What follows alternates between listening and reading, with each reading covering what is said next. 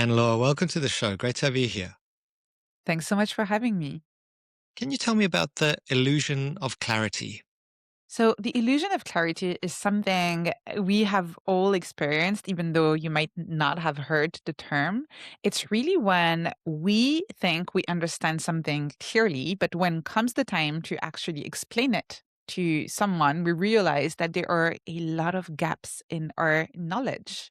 And it's only when we sit down to either communicate that idea to someone in a conversation or maybe writing about it or maybe trying to give a presentation about it that we realize that that thing we thought we understood deeply, we don't understand as well as we thought. It's such an interesting phenomenon. And what can we do to reduce the illusion and increase our real clarity? Well, I mean, just putting yourself in situations where you are confronted with the fact that you don't understand those ideas as deeply as you thought, and doing that repeatedly is a great way to tackle that illusion of clarity. So that means that anytime there is something that you're deeply interested in, something you're curious about, you shouldn't do that with everything because that would take over your life, right? But if there are Yeah. topics you really care about, taking the time to try and explain them. And that could be just explaining them to yourself. So, an exercise that I really like doing is really just grabbing a piece of paper or notebook. And the reason why you want to do this is that you don't want to go and start looking things up. You want to be fully offline and only relying on what is currently stored in your brain. And just try and explain that concept, try and explain that idea in your own words. You will very quickly see when there is something that you don't really understand and when there are gaps. So that's one way of doing it that's really quick. I have a friend who keeps post-it notes next to their computer just for that, just grabbing a post-it note, trying to explain the concept. And then if there are topics that you really, really, really care about, you can take it to the next stage, which is really trying to explain it to other people. And again, just thinking about the level of safety, the level of risk that you want to take here, you could start in a very simple way. Explaining it to a friend over coffee in a more casual conversation. And whenever you feel ready, taking it to the next stage where maybe you start explaining it to a larger crowd of people. That could be Hmm. recording a quick 1 minute video reel that you put on your social media about the concept. That could be if you're someone who has a newsletter or a podcast or any kind of platform where you explore ideas, you could start try and explain it here. Or again, that could be as part of a presentation. So you can see there's a gradient almost of ways that you could do that. There's some of them that might feel really safe, just you with your notebook. Some of them that might feel a little bit riskier. But when you get to the point where anyone could put you on the spot and ask you a question about this topic and you feel comfortable explaining it without hiding behind jargon, this is where you know that when it comes to that specific idea, you have tackled that illusion of clarity. Makes so much sense. I know personally, as someone who teaches audiences, I sometimes get asked to present topics that I don't feel that I'm an expert in. And one of the best exercises I've found is in creating the slides and really thinking about the topic and doing the research, you get much more confident. Creating slides for me has always been a process of learning because you have to distill the concept into a diagram or into three bullet points. And that is perhaps one of the hardest things to do.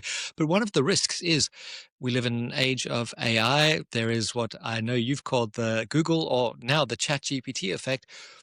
Someone can go on Claude and generate a presentation in seconds. And then there's this feeling of inauthenticity. I suppose you've got your slide notes, so you could potentially read them. But what happens afterwards if you if you get a question? Yes, absolutely. Beyond the fact that, as you said, there's first the inauthenticity aspect where to me it's almost dishonest, right? To stand on stage and give a presentation about something you haven't really taken the time to understand. And that's different from being an expert because I truly believe that it is okay and it is actually great to stand on stage before you feel like you understand everything. That's completely fine.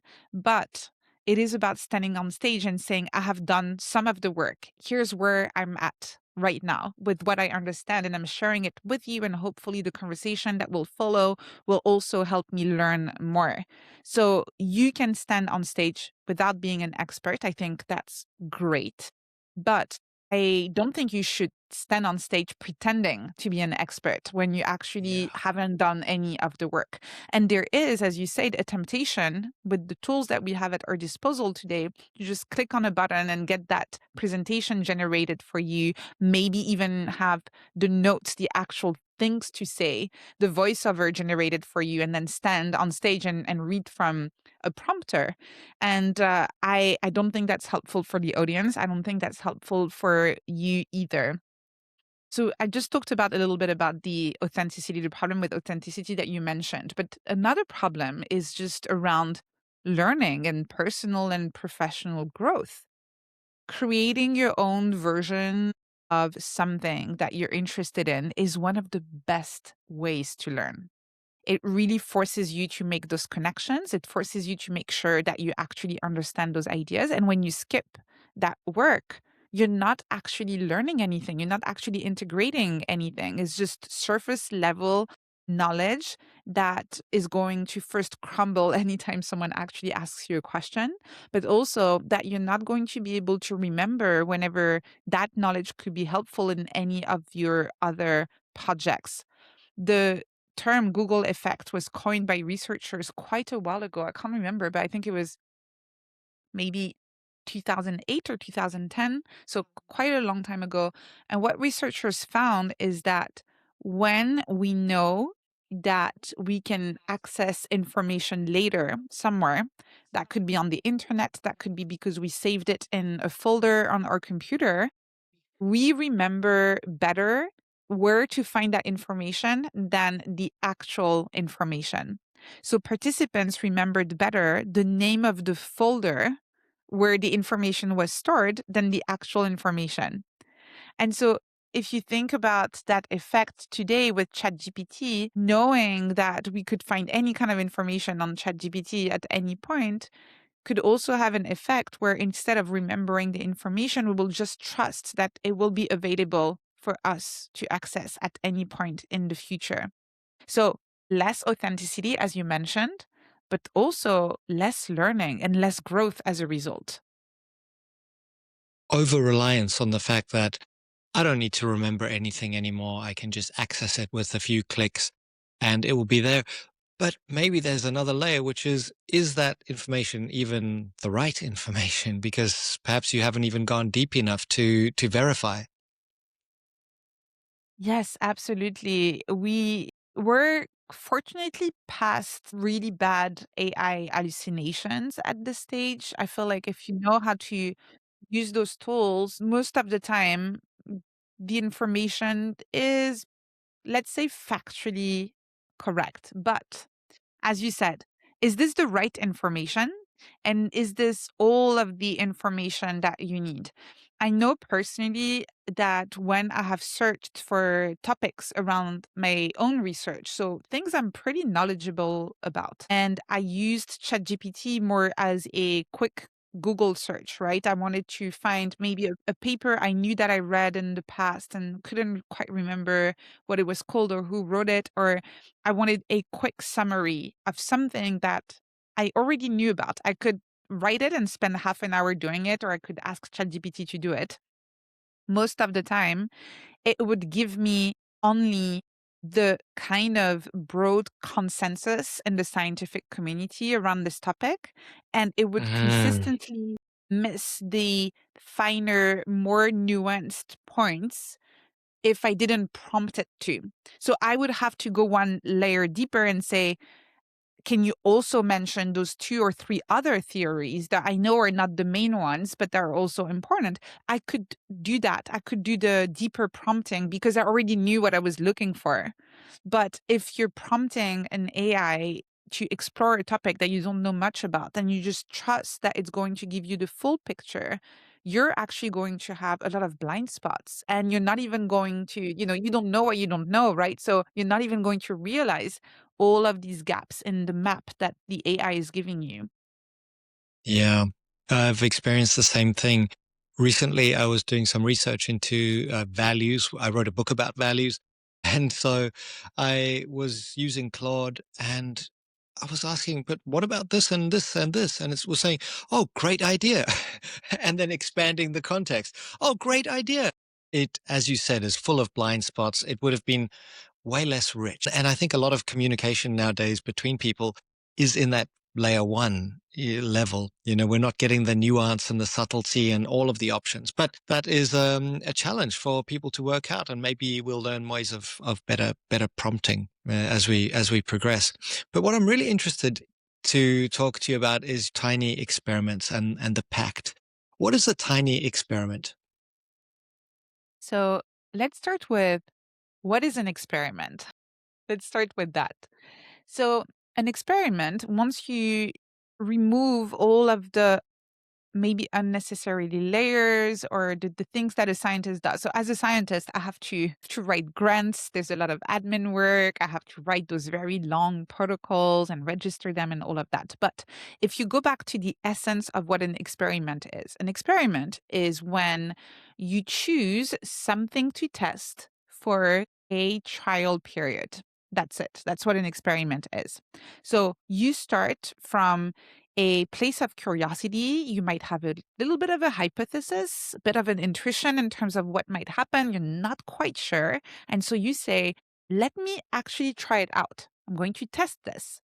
And you know, when you run an experiment, that if you do something only once, it could mean anything. It could be a coincidence. There's no pattern if you try the thing once, which is why you have a trial period or a number of trials, a number of repetitions where you do the thing enough times that you can start seeing patterns and you can see whether your hypothesis was correct or not. So that's an experiment.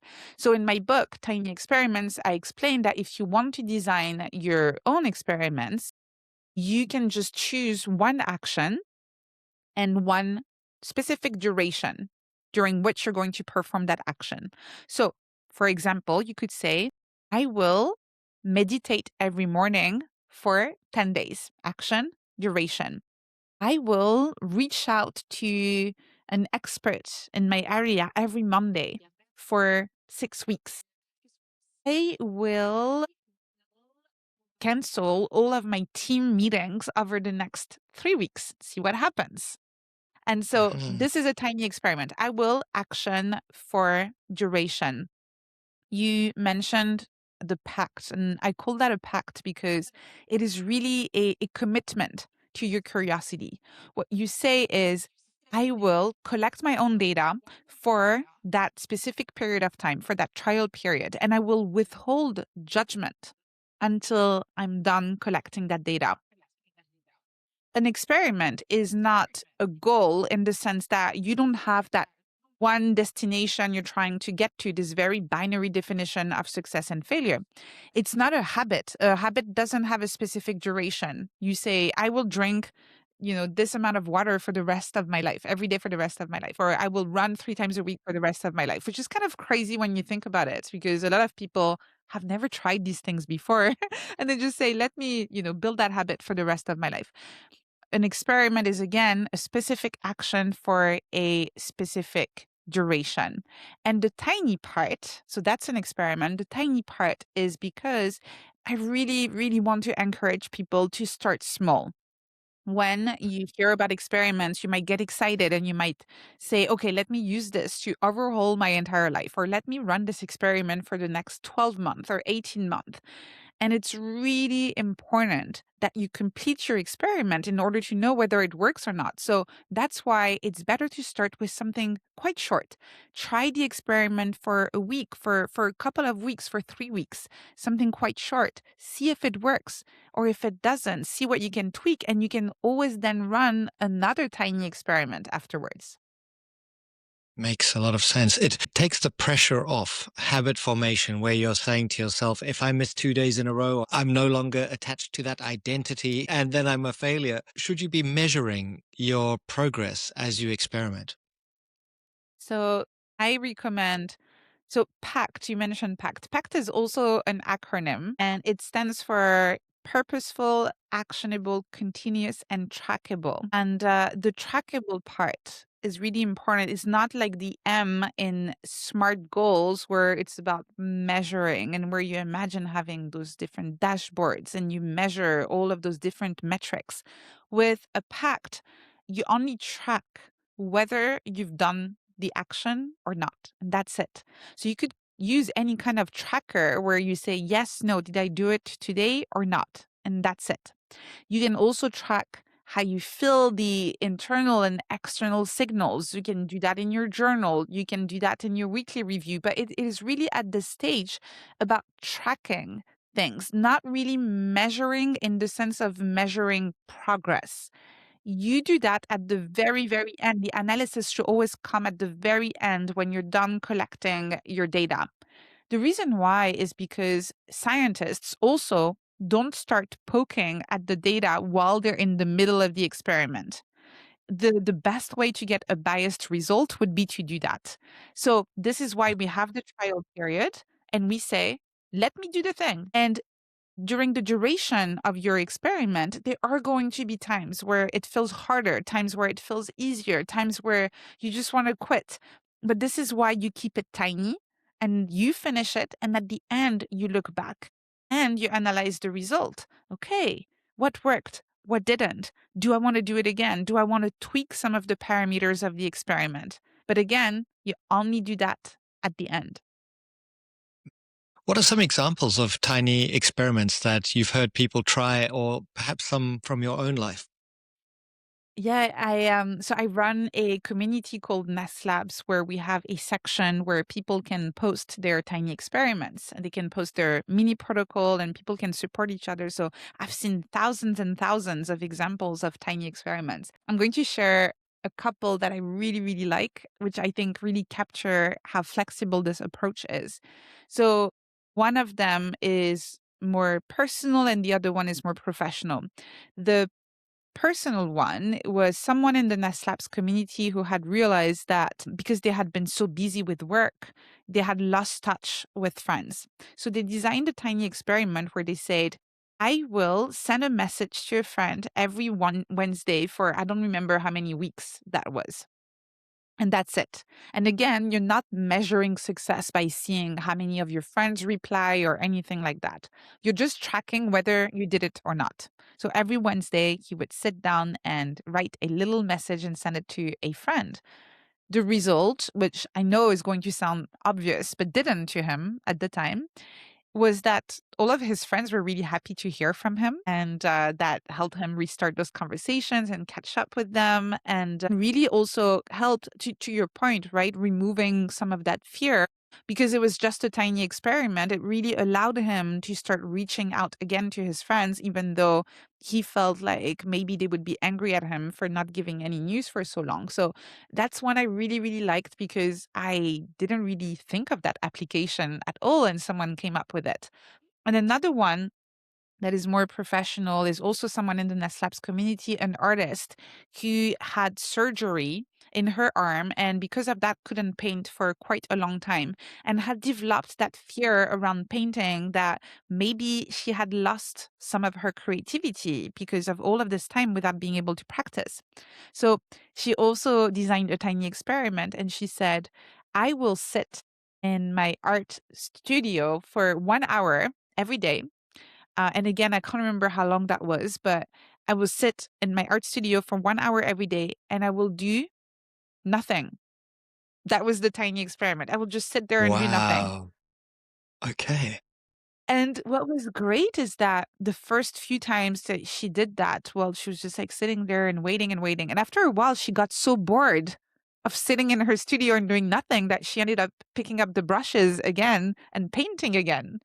And so that experiment really helped her reconnect with her creativity in a way that felt very light, with very little pressure, which was really amazing. So again, that's another example from my community that I really enjoyed. Yeah, yeah, that's such an amazing example of an experiment that leads to an unexpected outcome and was so worthwhile. Should you remind yourself using, like, lock it into your calendar, for example? How would you recommend someone ensures that they complete what they've committed to? So I know this is going to sound very meta, but I recommend to actually experiment with that because I have found that it doesn't really work in the same way for everyone. Some people find it really helpful to block time in their calendar and so they can actually stick with the experiment for its entire duration. Some people find that it adds pressure. And I'm going to give you a personal example, something that actually happened to me that I think illustrates this quite well. When I signed my book deal for Tiny Experiments, I had never written a book before.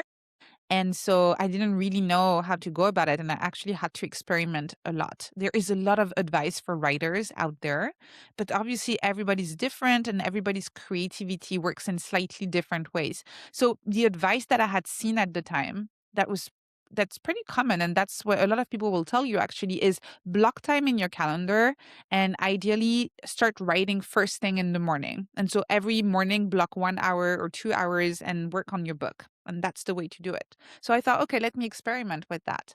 What I found is that in my case, it didn't work at all.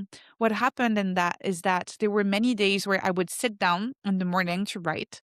And by the end of the block, the 1 hour block, I hadn't written anything good. And I felt terrible about it. And then it would have all of those downstream effects throughout the rest of the day. I would be sitting in meetings and think in the back of my head, I didn't write anything good today. Maybe I shouldn't have signed that book deal. Maybe I'm not really built wired to be an author. I've been writing short form content for so long, but a book is a different beast, blah, blah, blah, all of that, right? All of this self doubt. So I changed the experiment. And instead of saying, I will write 1 hour every morning, first thing, I said, I will write for 5 hours every week. And it doesn't matter when those hours happen, it could be anytime.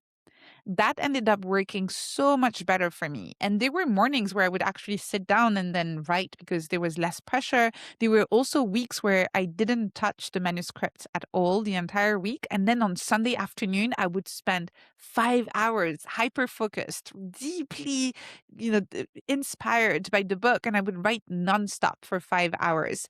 And all in all, I probably ended up writing roughly the same number of hours over the course of producing this manuscript. But there was way less pressure when I didn't block time in my calendar every morning. But there was no way I could have figured that out if I didn't really experiment with the approach, right? So this is why I would say go with one iteration, run one tiny experiment where you block time in your calendar, see if that works for you. Based on that, you might want to take a slightly different approach where you have bigger blocks, shorter blocks, fewer blocks, no blocks, and you can keep on iterating until you have a system that is as unique as you are. And you could create a tiny experiment about anything, right? It could be as simple as walking on the beach every morning and seeing what the result of that might be, all the way through to launching a startup. I mean, I remember Tim Ferriss saying he treats his life as a series of experiments, and I think he gives them 3 months.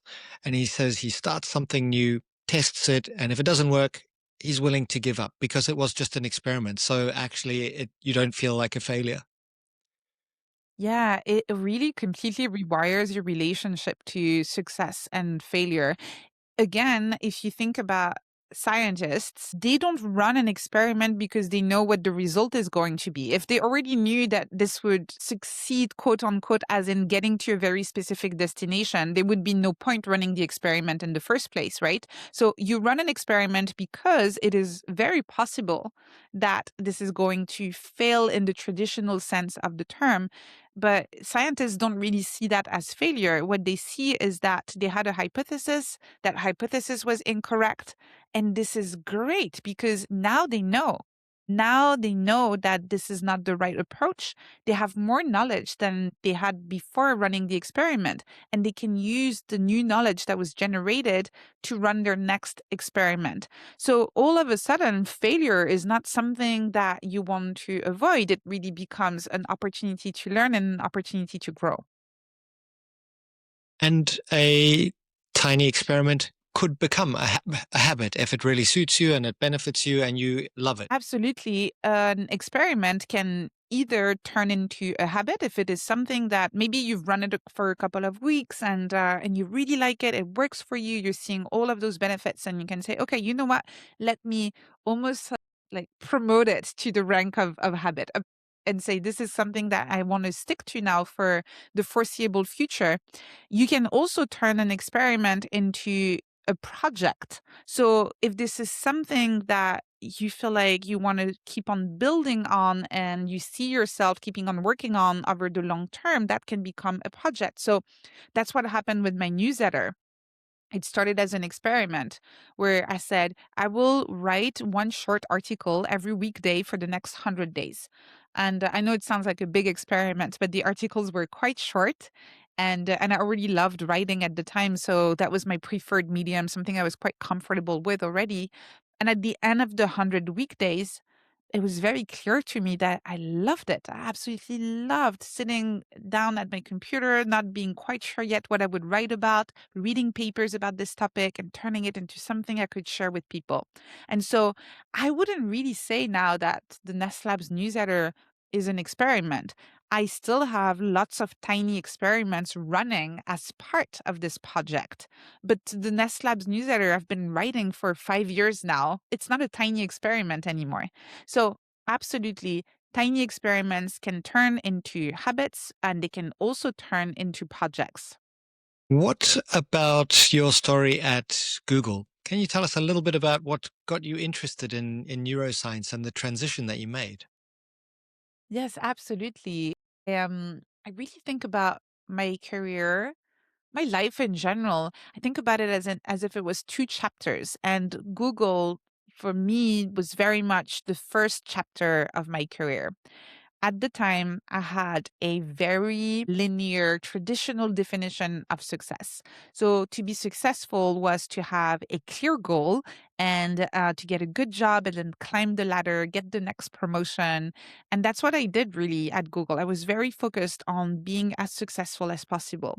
That was probably mixed in with, I didn't know the term at the time, but probably mixed in with a little bit of imposter syndrome as well, where I felt like maybe someone would discover that I didn't belong there. All of this put together, the traditional definition of success plus the little bit of imposter syndrome, meant that I was basically the yes girl at work. You could come and ask me to work on anything at any time of the day, and I would say, yes, yes, you can count on me. So colleagues would come to me at 7 p.m. and say, can you create that presentation for the meeting tomorrow at 9 a.m.? Yes, yes, absolutely. I'm your girl. I will do it. Even if that meant canceling plans with friends or maybe sleeping fewer hours that night, I would say yes to everything. That was obviously unsustainable. And I wish I could tell you that I realized on my own that something was wrong. But for me, and I know it's the case for a lot of people, unfortunately, it took a bit of a trigger outside of my control for me to realize that something was wrong. So what happened was that one morning I was getting ready to go to work. And while brushing my teeth, I realized that my entire arm had turned purple. So I Mm. went to the Google Infirmary. We had that on campus, and the nurse had one look and said, you need to go to the hospital. So I went to the hospital in Stanford, where the doctor said, we need to perform surgery as quickly as possible. You have a blood clot in your arm that is threatening to travel to your lungs. And in that moment, instead of saying, yes, absolutely, let's do the surgery as soon as possible, I said, 1 second, I need to check my calendar. And it was almost like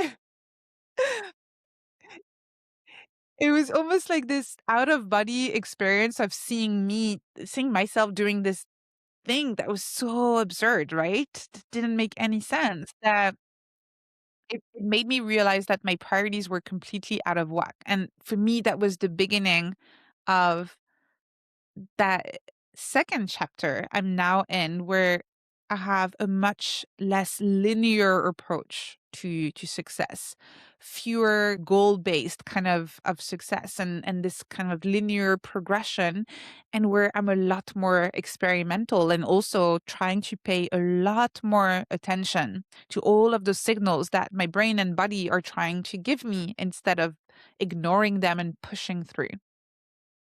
Wow, that's so interesting. And it leads me to ask you about response one versus response two, because there is a very real, of course, when something like that happens to you and across the scope of our lives, uncertainty is going to hit us. And we talk increasingly about living through VUCA, volatile, uncertain, complex, ambiguous times. What does response one versus response two actually look like in the face of uncertainty? So, response one is our automatic answer in the face of uncertainty. I think it's useful to understand why we respond like that when we're faced with uncertainty. So, our brain essentially, if really you go back to what your brain is trying to do, what its job, your brain is designed for survival. That's it. And Mm, everything else is mm. bells and whistles. Really, your brain is designed to help you survive. And because of that, it does make sense that your brain is also designed to try and reduce uncertainty as quickly as possible. So whenever you find yourself in a situation where you're not quite sure what's going to happen next, where you're not quite sure what the risks are, who are your friends and your enemies in the tribe, where are the resources, what is that weird noise behind you, all of these kind of things that create uncertainty, your brain is going to try and attend to this and try and find an answer as quickly as possible. This is not anything wrong with the brain, the way your brain is designed. And I would argue that if what you want in life is just to survive, then great. Your brain is doing a great job and you can actually rely on those automatic responses. But if you want more from life than just surviving, if you want to grow, if you want to thrive, if you want to figure out what really is the way you want to spend your time and your energy, then those automatic survival mechanisms can get in the way of that personal and professional growth. And this is where you want to be able to say, and I know it's going to sound a little bit silly, but really, thank you, brain. I know what you're trying to do here. I really appreciate it, but I am in no immediate, risk, danger of death here. And I actually want to go and try that thing. I actually want to go and experiment. I want to see what happens here. And this is response two. This is a response that is autonomous rather than being automatic. That is a response that is based on curiosity rather than control. It's really a response where you reconnect with your sense of agency and you trust yourself to figure it out as you go, even and especially if uncertainty is really high right now in your life and in the general environment. So developing some tools that interrupt that default state, perhaps those predictions of, this is going to go badly, here we go again, and gratitude, actually thanking the brain. So that sounds like a great first step, just saying, oh, thank you. I understand that you're doing your job. However, right now, I want to give myself some more options. Yes, absolutely. I think really remembering that whatever you're experiencing is just a signal from your brain and that those signals come from a place of protection, wanting to protect you is really important.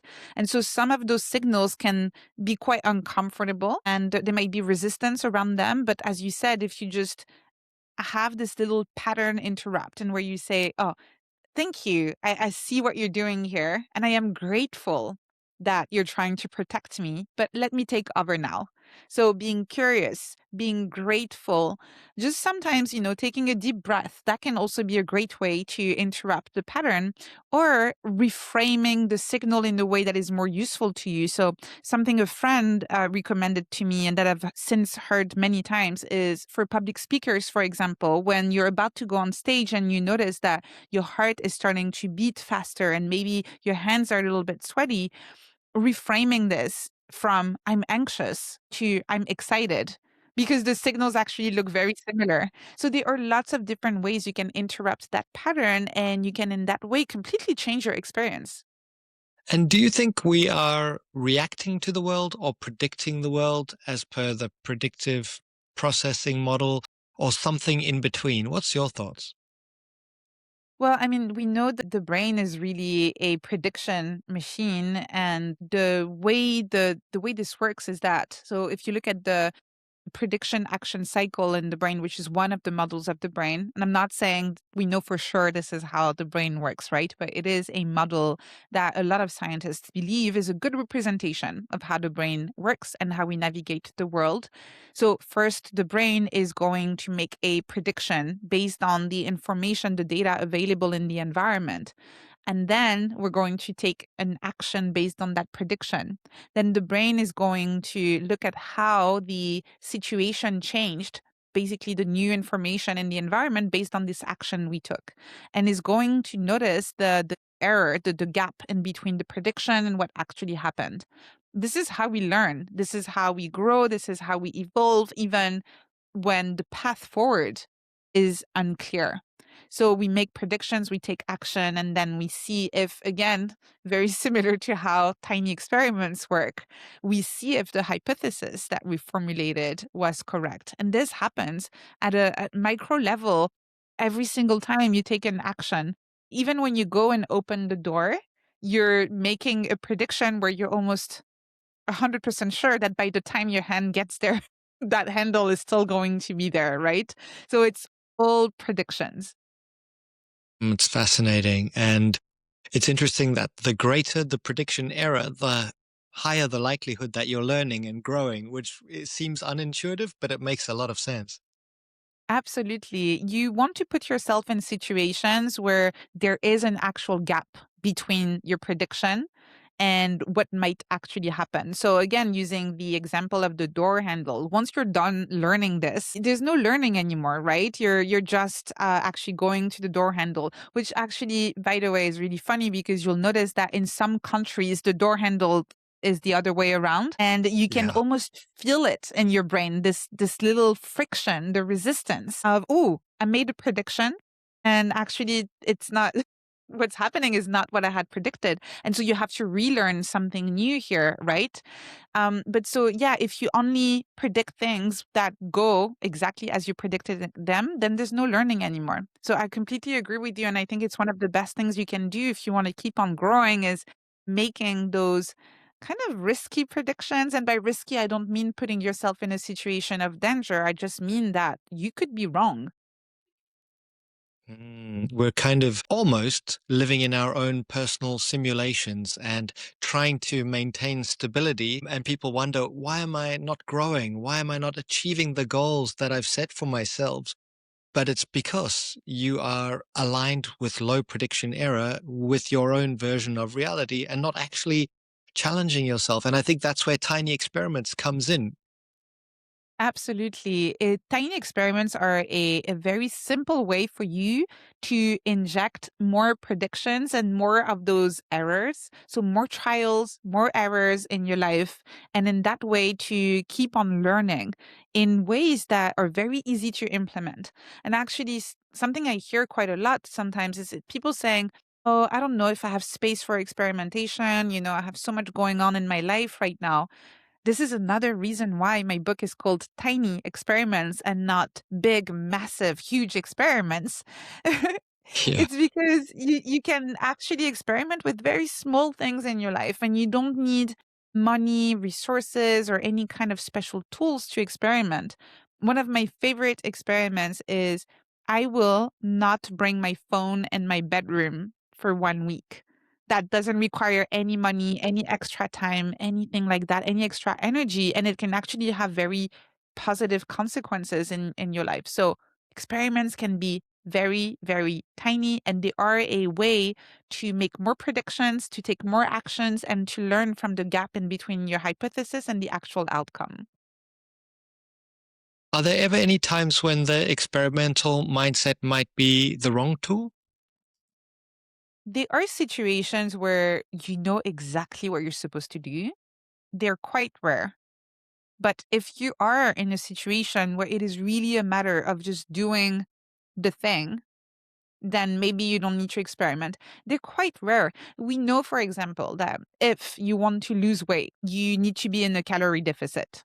So there's no way around that, right? Like that's not something you're going to experiment with. You know that, oh, by eating more calories than I spend, am I going to lose or gain weight? We know the answer to this, right?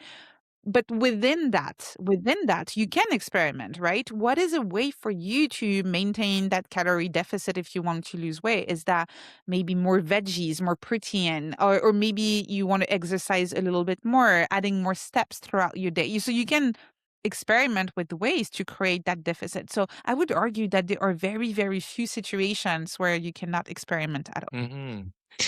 Thank you so much, Anne-Laure. If someone is interested in reading the book, connecting with you, joining your community, where would you like them to go? Thank you so much for having me. So I write a weekly newsletter called Ness Labs. You can go to nesslabs.com and subscribe there. And I write about a lot of the topics we discussed together today. And the book, again, is called Tiny Experiments, and it's available anywhere books are sold. Amazing. And a final thought for those who stuck with us all the way to the end. Mm, a question, maybe. I'll just ask them, what will be your first tiny experiment? I like that very much. Anne-Laure, thank you again. And thank you all for tuning in. Do check out the links in the show notes. We'll see you next time.